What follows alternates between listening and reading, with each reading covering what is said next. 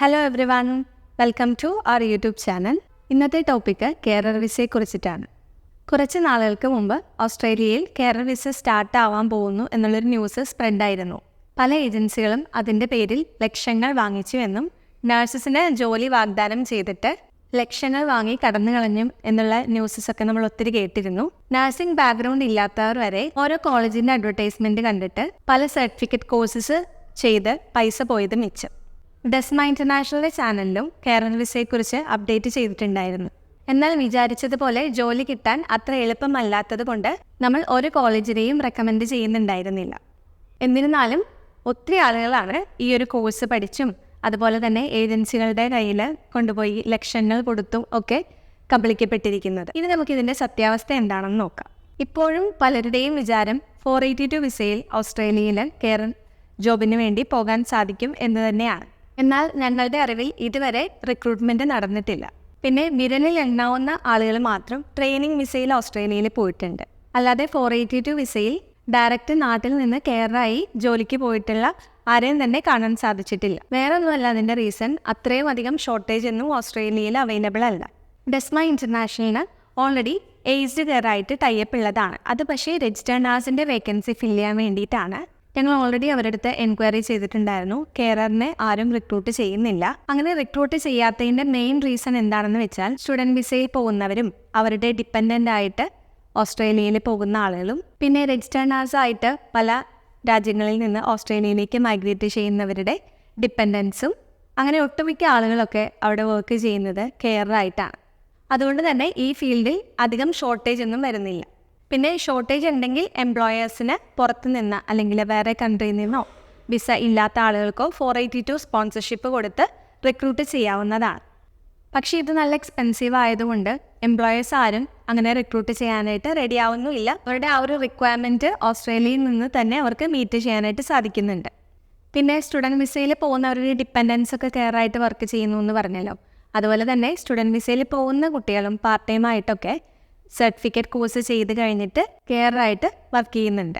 ഈ കെയർ വിസയുടെ പേരിൽ കുറേയേറെ തട്ടിപ്പുകൾ നടക്കുന്നുണ്ട്. അതുകൊണ്ട് ആരും അതിൽ പോയി പെടാതെ ഇരിക്കുക. നന്നായിട്ടൊക്കെ അന്വേഷിച്ചിട്ട് വേണം എന്തെങ്കിലും പേയ്മെൻ്റ് ഒക്കെ കൊടുക്കാനായിട്ട്. എനിക്ക് ഒരു കാര്യം പറയാനുള്ളത്, BSc നഴ്സിംഗ് കഴിഞ്ഞ് നമ്മുടെ നാട്ടിൽ അല്ലെങ്കിൽ വേറെ കൺട്രിയിലൊക്കെ വർക്ക് ചെയ്യുന്ന നഴ്സസ്മാരോടാണ്. നിങ്ങൾ ഓൾറെഡി ക്വാളിഫൈഡ് ആണ് ഓസ്ട്രേലിയയിൽ രജിസ്റ്റേർഡ് നഴ്സ് ആവാനായിട്ട്.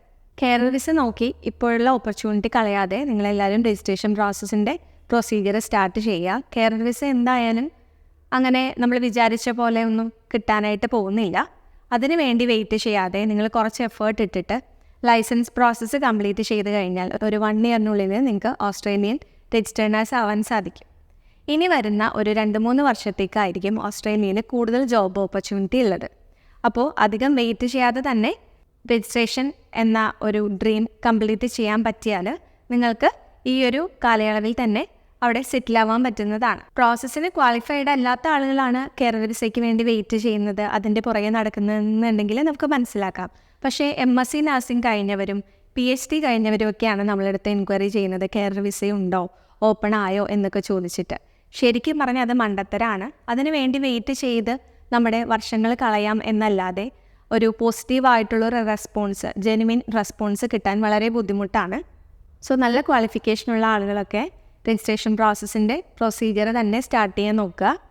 നമുക്ക് ജോബ് പ്ലേസ്മെൻറ്റ് അസിസ്റ്റൻസ് രജിസ്റ്റേർഡ് നഴ്സസിന് വേണ്ടിയിട്ട് കൊടുക്കാനും സാധിക്കും നമ്മുടെ കാൻഡിഡേറ്റ്സ് ആണെങ്കിൽ. ഇതുവരെ രജിസ്ട്രേഷൻ കംപ്ലീറ്റ് ചെയ്ത ഓസ്ട്രേലിയൻ നഴ്സ് എവിടെയെങ്കിലും ജോബ് കിട്ടാതെ അവർ നാട്ടിൽ ബുദ്ധിമുട്ടുന്നത് നമ്മൾ ആരും കേട്ടിട്ടില്ല അല്ലേ. ഓസ്ട്രേലിയയിൽ രജിസ്ട്രേഷൻ കംപ്ലീറ്റ് ചെയ്ത് കഴിഞ്ഞാൽ ജോബ് എന്തായാലും കിട്ടും. ഇപ്പോൾ ന്യൂസിലാൻഡിൽ നമ്മൾ കേൾക്കുന്നുണ്ടല്ലോ കുറച്ച് ബുദ്ധിമുട്ടാണ് എന്നുള്ളത്. പക്ഷേ ഓസ്ട്രേലിയയുടെ കേസ് ഡിഫറെൻ്റ് ആണ്. ഒരു 2-3 വർഷത്തേക്ക് എങ്ങനെ വന്നാലും ഓസ്ട്രേലിയക്ക് നല്ല വേക്കൻസീസ് അവൈലബിൾ ആയിരിക്കും. ആ ഒരു ഗ്യാപ്പിൽ നിങ്ങൾ മാക്സിമം എഫേർട്ട് ഇട്ട് രജിസ്ട്രേഷൻ്റെ പ്രൊസീജിയർ കംപ്ലീറ്റ് ചെയ്യാനായിട്ട് നോക്കുക. ഞാൻ ഈ ഒരു വീഡിയോ ചെയ്യാനായിട്ട് കുറേ നാളായി വിചാരിക്കുന്നു. കെയർ വിസയുടെ കാര്യമാണ് എല്ലാവർക്കും അറിയേണ്ടത്. അപ്പോൾ അത് നോക്കി നിങ്ങളുടെ സമയം കളയണ്ട എന്നുള്ളൊരു ഇൻഫർമേഷൻ പാസ് ചെയ്യാൻ വേണ്ടിയിട്ടാണ് ഇങ്ങനെ ഒരു വീഡിയോ ചെയ്യുന്നത്.